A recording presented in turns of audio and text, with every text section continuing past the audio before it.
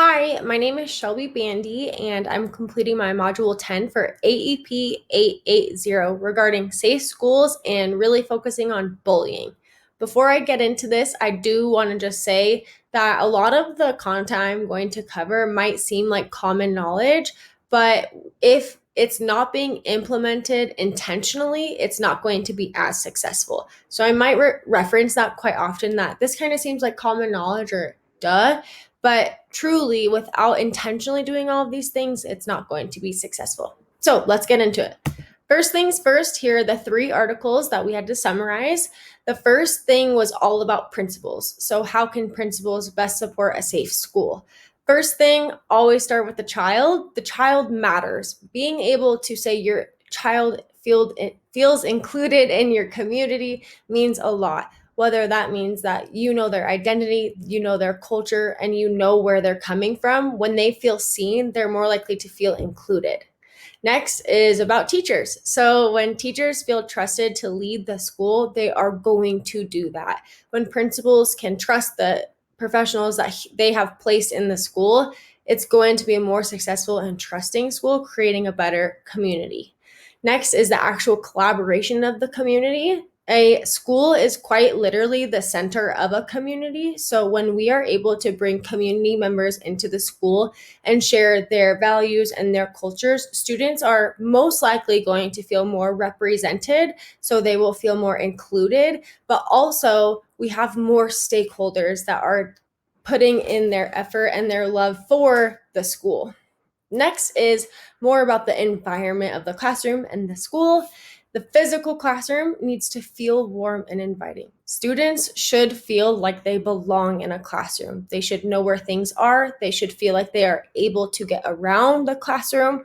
And when they walk in, it should be like a, I'm here, not like a, oh no, I'm here. Now, next is classroom procedures. This has been a common theme throughout all of my teacher education is how you start and end the class can make or break your classroom.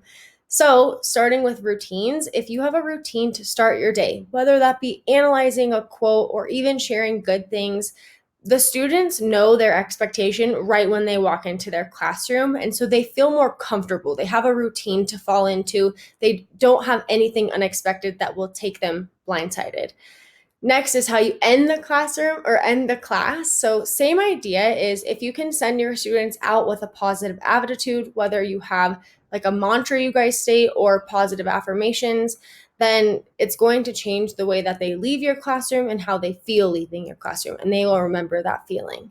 Next is classroom strategies. These also seem very obvious, but teaching self-advocacy and active listening is extremely important. Students need to know that they have to first advocate for themselves because teachers and parents and community members are not going to be mind readers. So if they can let the people around them know what they need, obviously they can be better assisted. Active listening is important for us to not only model, but for students to model for one another and learn. So practice makes perfect with this one. Students should be asking follow-up questions just as teachers do in the classroom and nodding and telling the other students that they are listening. So I'm going to move my little screen over so we can see this list. But next is strategies for building a productive and positive learning environment. First and foremost, making learning relevant. If you know the students sitting in front of you, you know their cultures and their identities, then you are more likely to include that into your content where students will feel represented and included. This matters a lot when you are working with a diverse set of students, making sure every single student feels included and seen. Next is a code of conduct. This is going to be such a relevant theme throughout my entire presentation. Being able to define positive and negative behaviors goes a long way. If a student doesn't know how they're supposed to act, you can't expect them to act a certain way. Last is positivity. So regarding everything that you're doing in the classroom and in the school and in the community, being positive is going to pay off more than being negative. So if we reinforce positive behavior, they're more likely to continue doing that positive behavior.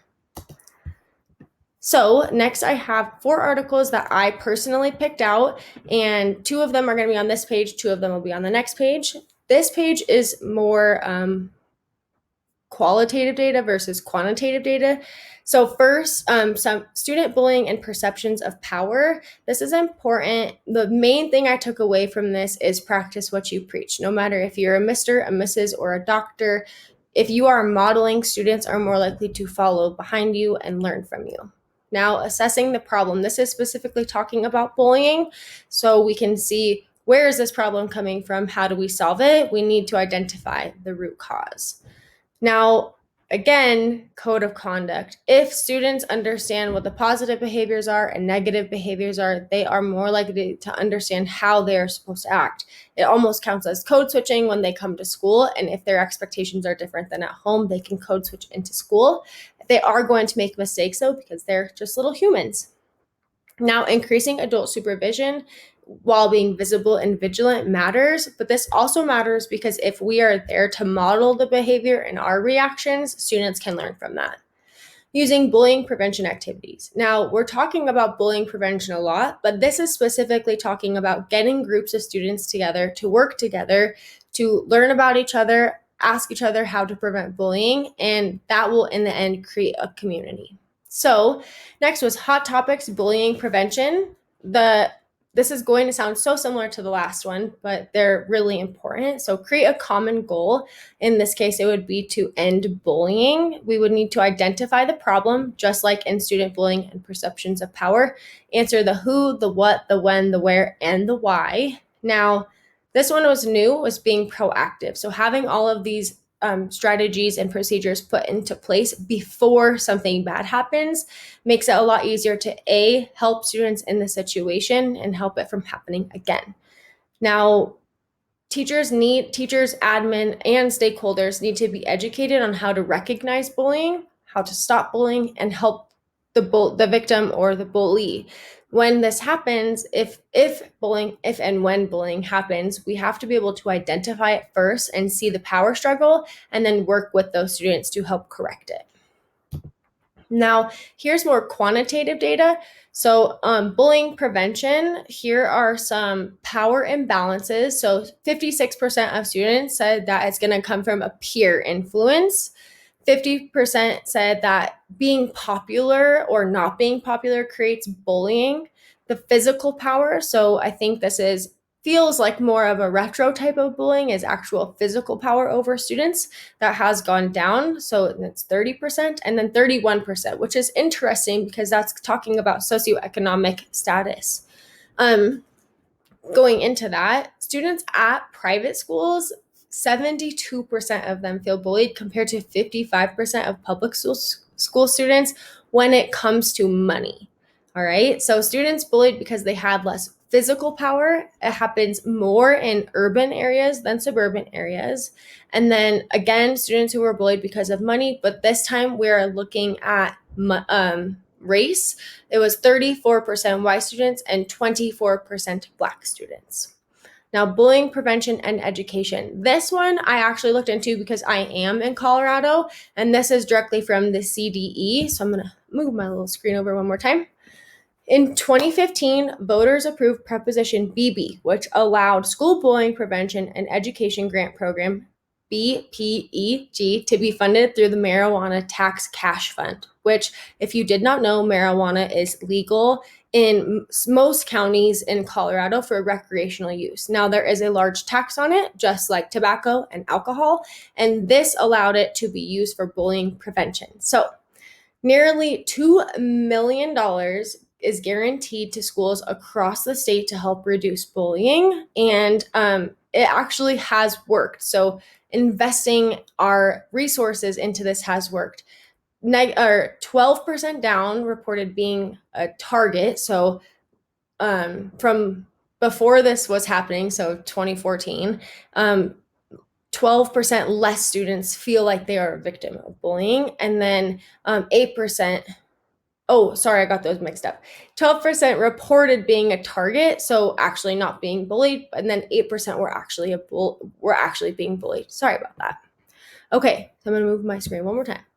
So let's look at some trends that we have here. What is bullying and which ones happen the most? So from highest to lowest, we have name calling, then teasing, spreading rumors or lies, pushing and shoving, hitting, slapping, or kicking, leaving out, threatening, stealing belongings, sexual comments or gestures, and email or blogging, which, as you can see from my last slide, this is actually reflective of that, as around 30% is going to be physical and the rest is going to be more emotional.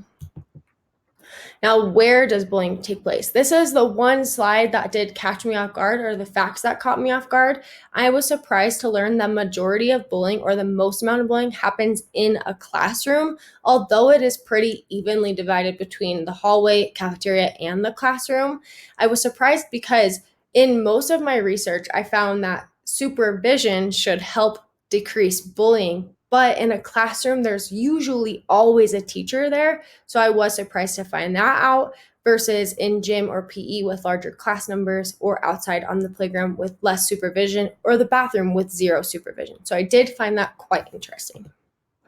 Okay, so what if bullying continues? You do all of these things and it still continues, or you feel like you've done everything. We need to make sure we have clear expectations and of positive and negative behavior. So this is what kids should be acting like, and here are the things we do not want to see in our school. Again, the more educated students and staff are, the better off. Are positive behaviors supported more than negative behaviors are disciplined? This one is pretty tricky because in our school society, we are moving into a social justice reform kind of, where we want to make sure students are mending their relationships and we're not just suspending and expelling kids, versus that's kind of how it used to be. Now, we need to make sure that we are teaching students, okay, this is the positive behavior I want to see, even if it's the smallest thing like picking up trash in the hallway.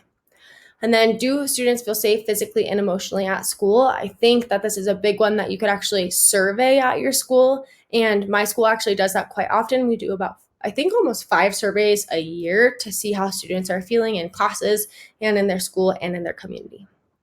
Now, something smaller is, are there routines happening in the classroom that students can count on? Do students understand what's happening at school? Do they feel comfortable walking into a classroom knowing what is expected of them? This was the standard for our assignment. So when bullying continues, school leaders need to be prepared to reevaluate their core procedures and policies and their culture, which isn't on my PowerPoint, but I really believe in that. So first, we have to create and sustain the environment in which students are valued, they feel seen, they feel respected. Now, when that doesn't happen, we have to force or figure out why that's not happening. When are students feeling seen and when are they not feeling seen? Then we need resources, which in Colorado, we are lucky that we do have a tax bill that allows us to use resources to prevent bullying, and that has been shown to help. Understanding how to promote adult, student peer, and school community relationships. Again, this all comes back to modeling. When we are modeling, we are going to be more helpful than if we are just telling. If we show, they will understand more than if we just tell. Then, cultivating and reinforcing student engagement in school and positive student conduct. When students feel seen and represented in their school and they are educated on their expectations, they are more likely to succeed in their classroom. So here are all of my references, and thanks for all of that.